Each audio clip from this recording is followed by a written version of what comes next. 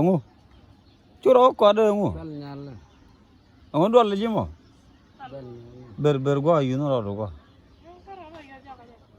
Churo yun jok de. Go wa kudun da. Ongu. Yana choro cho na lu ga. Ka dong de yana go ro ga pin. An go dong de kwan da. Hả? Quê lại nhặt. Mà đi cái đi vậy. An chiếc. An ud. Mà dal nyala chứ. Wah, cái nhom con nó rồi.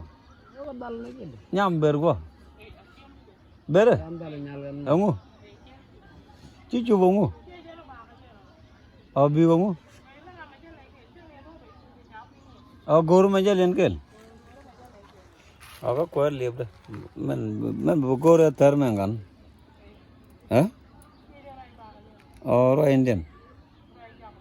Rồi Injak. Mình chia Lienge đâm mar. Lienge đâu có rồi, Lienge đồ bè này, chắc là đuôi là phi Lienge đồ cho đẻ bè luôn. Cái mà quê bè này rồi. Là trôi ra rồi. Là trôi ra. Cái đó bung lối để đấy.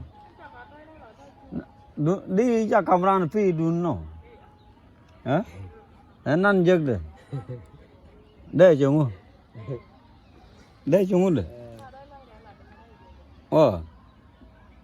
Đây trên đèn gần pin. Cái này cái. Nè algo mình nghe gì đi chụp vậy nào nè.